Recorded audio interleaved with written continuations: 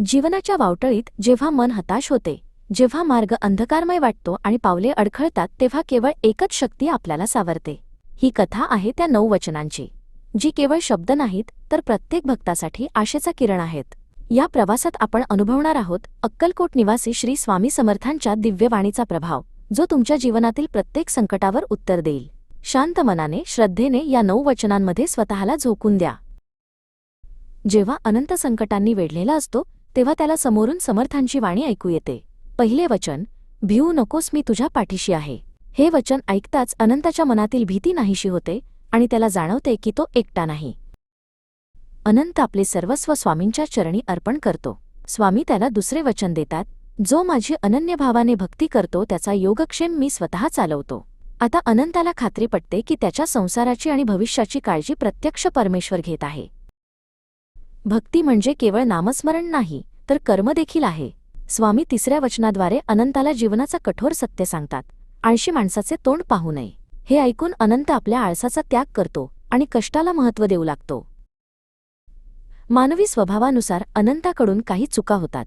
तो पश्चात्तापाने व्याकुळ होतो, तेव्हा स्वामी मायेने चौथे वचन सांगतात, जा, तुझे अपराध माफ केलेत, यापुढे सावधागिरीने वाग. क्षमा मिळाल्याने अनंताचे मन हलके होते आणि तो नवीन सुरुवात करतो.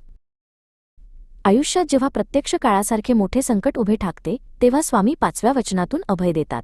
भिवू नकोस, पुढे जा, संकट दूर होईल. प्रत्यक्ष काळ जरी तेथे आला तरी तुझ्यासाठी आम्ही त्याचा प्रतिकार करू. हे शब्द अनंताला अफाट धैर्य देतात.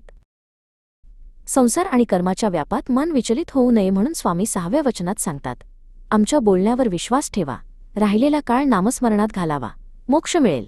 अनंत आता प्रत्येक श्वासासोबत स्वामींचे नाव घेऊ लागतो. अनंताला कधीकधी वाटते की स्वामी अक्कलकोटला आहेत आणि तो दूर. तेव्हा स्वामी त्याला 7वे वचन देऊन जवळकीची जाणीव करून देतात, मी सर्वत्र आहे, परंतु तुझ्यासाठी आता येथे आलो आहे, निर्धास्त रहा. या आश्वासनाने अनंताला सुरक्षित वाटते.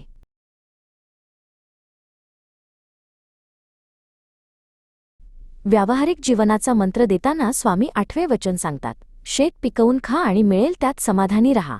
अनंत आता स्वतःच्या कष्टाने मिळालेल्या भाकरीत परम समाधान मानू लागतो.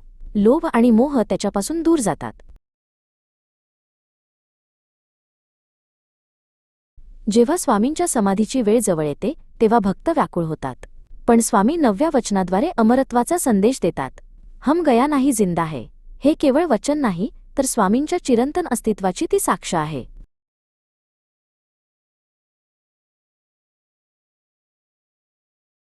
या 9 वचनांनी अनंताचे जीवन उजळून निघाले. ही वचने केवळ शब्द नाहीत, तर ती एक जीवन पद्धती आहे.